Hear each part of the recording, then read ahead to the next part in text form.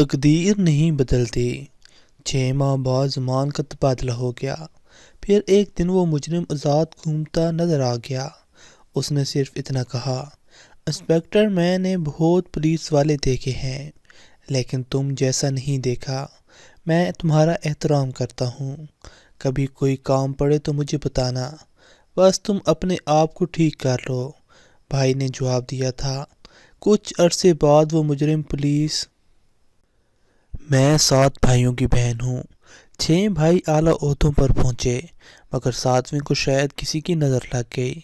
جو میرا سب سے زیادہ ہمدرد اور محبت کرنے والا بھائی تھا وہ زندگی کی دوڑ میں پیچھے رہ گیا۔ میرے بھائی کا نام زمان تھا۔ وہ مجھ سے چھوٹا تھا، باقی سارے بھائی بڑے تھے۔ میری والدہ کی دعاؤں سے ان کے سارے بیٹے اعلیٰ مرتبہ پا گئے۔ زمان کو بھی وہ دعائیں دیتی تھیں اور سب بچوں سے زیادہ چاہتی تھیں۔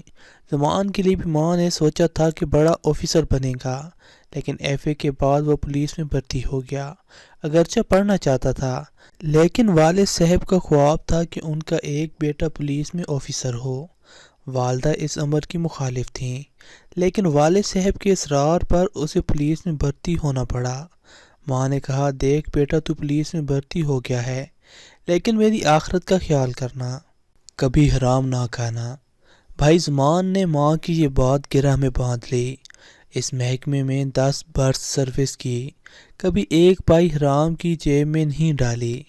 والدہ کی وفات کے بعد بھائی نے ماں کی جدائی سے دل برداشتہ ہو کر نوکری سے استعفیٰ دے دیا۔ اپنی ایمانداری کے سبب بھائی کہیں بھی 8 ماہ سے زیادہ پوسٹنگ پر نہیں رہ پایا تھا۔ زمان بھائی کی شجاعت کا یہ عالم تھا کہ ایک بار ایک مشہور زمانہ مجرم کو پکڑا تھا۔ اس نے بہت کہا، انسپکٹر مجھے چھوڑ دو، میں تمہیں اتنا پیسہ دوں گا کہ مالا مال ہو جاؤ گے، مگر زمان نے نہ چھوڑا۔ اس نے دھمکیاں دیں کہ اگر مجھے تمہاری وجہ سے جیل ہو گئی تو واپس آ کر تمہیں قتل کر دوں گا۔ بھائی نے اس کے منہ پر تمانچے مارے اور کیس آگے بڑھا دیا۔ 6 ماہ بعد زمان کا تبادلہ ہو گیا۔ پھر ایک دن وہ مجرم آزاد گھومتا نظر آ گیا۔ اس نے صرف اتنا کہا، انسپکٹر میں نے بہت پولیس والے دیکھے ہیں لیکن تم جیسا نہیں دیکھا۔ میں تمہارا احترام کرتا ہوں، کبھی کوئی کام پڑے تو مجھے بتانا، بس تم اپنے آپ کو ٹھیک کر لو۔ بھائی نے جواب دیا تھا۔ کچھ عرصے بعد وہ مجرم پولیس مقابلے میں مارا گیا۔ بھائی نے ماں کو واقعہ سنایا تو ماں کے منہ سے بے اختیار نکلا، اے اللہ ہر ماں کو نیک اولاد دے۔ اللہ جانے وہ کم نصیب کس بد نصیب ماں کی اولاد تھا، اللہ اس کی مغفرت کرے۔ میری ماں ایک مزاج کی نہیں، مختلف سوچوں والی خاتون تھیں۔ جب بیٹے کسی خطرے میں گر جاتے تو سجدے سے سر نہ اٹھاتیں مگر ان کو فون پر یہی کہتی تھیں، بیٹے قدم پیچھے نہ ہٹانا، شجاعت دکھانا، بزدلی نہیں، ورنہ اپنا دودھ نہیں بخشوں گی۔ امی جان ہر وقت وضو کی حالت میں رہا کرتی ہیں۔ وہ کہتی تھیں، میں ہر لمحے اپنے بچوں کی عافیت اللہ سے مانگتی ہوں اور دعائیں کرتی ہوں، اسی لیے وضو کی حالت میں رہنا ضروری ہے۔ مجھ سے کہتی، بیٹی تیرے بھی 3 بیٹے ہیں، اگر انہیں اعلیٰ عہدوں پر دیکھنا چاہتی ہو تو انہیں بہادر بناؤ اور ہمیشہ وضو کی حالت میں رہنے کی کوشش کیا کرو کہ باوضو ہو کر دعائیں مانگی جائیں تو قبول ہوتی ہیں۔ جب مرگ میں مبتلا ہوئیں تو بیٹوں کو اکٹھا کیا اور کہا کہ میرے بچوں، میرے پاس جو زیور میرے میکے کا ہے وہ میں یتیم بچوں کو دینا چاہتی ہوں، اگر میری اولاد میں سے کسی کو اس پر اعتراض ہو تو بتا دو، میں اس کا حصہ جو بنتا ہوگا دے دوں گی۔ ہم 8 بچوں نے یک زبان ہو کر جواب دیا، ماں آپ ضرور اپنا زیور یتیم بچوں کو دے دیجیے، ہم میں سے کسی کو کوئی اعتراض نہ ہوگا۔ پھر انہوں نے اپنے ایک رشتہ دار کے ذریعے معلوم کیا، یتیم خانے میں موجود 4 بچیوں کی شادی کے انتظامات ہو رہے تھے۔ انہوں نے یہ زیور انہیں دے دیا۔ میرے 6 بھائیوں کی شادی ہو چکی تھی، ایک زمان باقی تھے۔ اماں ان کے لیے لڑکی تلاش کر رہی تھیں مگر زندگی نے مہلت نہ دی۔ بھائی کو تو ان کی وفات سے ایسا دھچکا لگا کہ دنیا کی ہر شے سے جی اٹھا لیا اور نوکری سے استعفیٰ دے دیا۔ ان کے اعلیٰ افسر نے کہا، ایسی بیوقوفی نہ کرو، ملازمت پر رہو گے تو ایک دن میری کرسی تک پہنچ جاؤ گے، مگر ان کا دل پھر ملازمت میں نہ لگا۔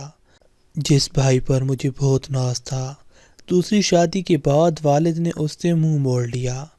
دوسری شادی کرنے کے بعد وہ ایک سنگ دل باپ بن گئے تھے۔ بھائی زمان سے کہا کہ تم نے استعفیٰ کیوں دیا؟ جاؤ اب اس گھر سے نکل جاؤ، جہاں چاہے رہو۔ زمان بھائی گھر سے چلے گئے مگر استعفیٰ واپس نہ لیا کہ یہ نوکری ان کے مزاج کے خلاف تھی۔ اماں کی لاج رکھنے کے لیے جب تک وہ زندہ رہیں ملازمت سے جڑے رہے تاکہ والد ناراض نہ ہوں۔ ماں کو والد صاحب کے بیٹے کے ساتھ ناراضگی قطعی گوارا نہ تھی۔ جب مجھے پتہ چلا زمان بھائی کو ابا جان نے گھر بدر کر دیا ہے تو میں نے اماں کے واسطے دے کر انہیں اپنے گھر بلایا۔ آئے تو مگر کہا کہ 3 دن سے زیادہ نہیں تمہارے گھر نہیں ٹھہروں گا۔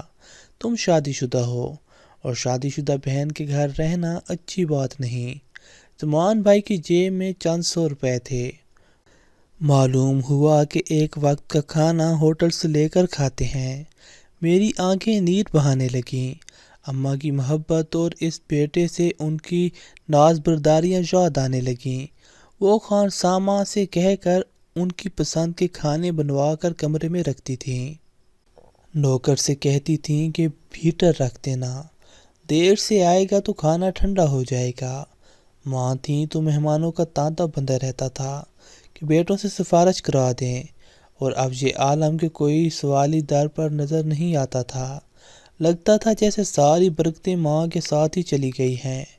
خاندان میں سبھی کو ایک دوسرے سے گلے شکوے ہوتے تھے مگر میری اماں سے کبھی کسی کو کوئی گلہ شکوہ نہ ہوا۔ مگر والد اس امر پر بھی زمان بھائی سے خفا تھے کہ وہ ان کی شادی اپنے دوست کی بیٹی سے کروانا چاہتے تھے۔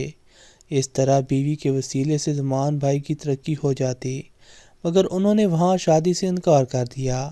ان کا یہ دوست راشی تھا، دولت مند ضرور تھا مگر ایمان کی دولت کمزور تھی، سو بھائی نے اس گھر سے ناطہ جوڑنے سے معذرت کر لی، جبکہ ابا جان کہتے تھے تجھے اس سے کیا غرض، تیرا سسر کیا کرتا ہے؟ یہاں تو ہر شخص رشوت لیتا ہے، اگر تو نہیں لیتا تو یہ تیرا ذاتی معاملہ ہے، تو اپنے کام سے کام رکھ۔ زمان بھائی کہتے تھے کہ میرے جو بچے ہوں گے وہ کس کے نواسے کہلائیں گے، ایک راشی اور بددیانت آدمی کے، یہ مجھے گوارا نہیں۔ تبھی ابا جان نے زمان بھائی کو نافرمان کہہ کر مستقل ناراضی دل میں پال لی، جس کا نتیجہ یہ ہوا کہ وہ گھر بدر ہو گئے۔ اگر اماں زندہ ہوتیں یقیناً وہ ان کو بے گھر نہ ہونے دیتیں۔ جب معاشی طور پر زمان بہت تنگ ہوئے تو ایک دوست کے ذریعے سعودی عربیہ چلے گئے۔ ان کی دیانتداری کی وجہ سے کمپنی کے منتظم بہت خوش تھے۔ انگریز افسران کے نیک کردار اور کارکردگی سے اس درجہ خوش تھا کہ انہیں مائی سن کہہ کر پکارتا تھا۔ جہاں نوکری اچھی مل گئی تھی، اچھی تنخواہ کی وجہ سے تنگ دستی بھی دور ہو گئی، مگر سخت محنت اور شدید گرمی میں مسلسل 8-10 گھنٹے بوائلر روم میں کام کرنے سے بھائی علیل ہو گئے۔ علالت میں بھی کام جاری رکھا۔ اسی دوران ایک آفیسر نے انہیں اپنا داماد بنانے کی پیشکش کر دی، جو انہوں نے منظور کر لی۔ نکاح سادگی سے ہو گیا، رخصتی بھی جدہ میں ہو گئی، مگر میرا بھائی خوشی کے چند روز ہی دیکھ پایا کہ بیماری کی شدت اختیار کر لی۔ بھابھی نے اصرار کیا کہ پاکستان چلو اور اپنوں میں چل کر رہو، وہاں علاج کے علاوہ اپنوں کی محبت ملے گی تو ٹھیک ہو جاؤ گے۔ وہ پاکستان آ گئے، جہاں علاج ہونے لگا، مگر اپنوں کی محبت نہ ملی۔ باپ نے بھی سرسری ملاقات کی اور بھائیوں نے بھی وہ حق ادا نہ کیا جو ایک بھائی کا ایسے وقت میں دوسرے بھائی پر واجب ہوتا ہے۔ میری ماں نے بہت اعلیٰ تربیت ہم سبھی کی تھی، جانے ان کی تربیت میں کیا کمی رہ گئی کہ بڑے بھائی چھوٹے بھائی سے لا تعلق ہو گئے۔ میرے سوا کوئی اسپتال میں ان کے سرہانے موجود نہ ہوتا۔ بھابھی بیچاری نے ان کا ہر طرح ساتھ دیا، پر بھائی نے انہیں قسم دی کہ تم ناز و پلی جہاں میرے پیچھے خوار مت ہو، تم واپس اپنے والدان کے پاس چلی جاؤ، میں بھی انشاءاللہ جب صحت یاب ہو جاؤں گا تو جاؤں گا۔ بادل نخواستہ بھابھی واپس لوٹ گئیں اور پھر وہاں سے یورپ اپنے والد کے ہمراہ چلی گئیں، کیونکہ وہاں ان کی والدہ شدید بیمار تھیں۔ یوں میرے کم نصیب بھائی کو جو محبت کا ایک آسرا ملا تھا وہ بھی ان سے کوسوں دور چلا گیا۔ کچھ بیمار ایسے ہوتے ہیں کہ جن کی بیماری کا حل علاج میں نہیں ہوتا، پھر دعا کا آخری سہارا رہ جاتا ہے۔ میں نے بہت دعائیں کیں، اور پھر جب ایک دن زمان بھائی کے لیے دعا کرتے کرتے آنکھ لگ گئی تو دیکھا ماں سفید ملبوس میں آئی ہیں اور کہتی ہیں کہ میں جس ارض مقدس پر 7 بار گئی، انہوں نے 7 حج کیے تھے اپنے 7 بیٹوں کے لیے دعا مانگنے، اب تم بھی وہاں جا کر دعا کرو۔ شوہر کو خواب بتایا۔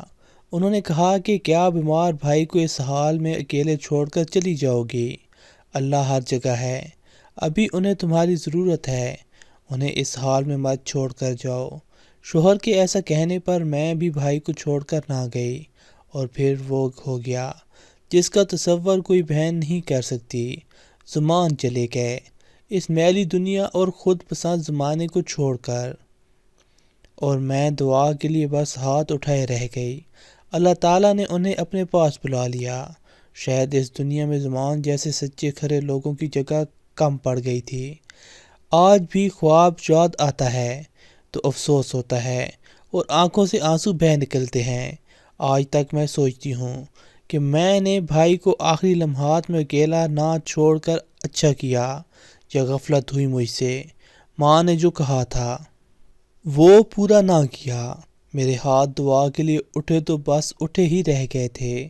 سچ یہ ہے کہ تقدیر نہیں بدلتی، چاہے انسان جو تدبیر کر لے۔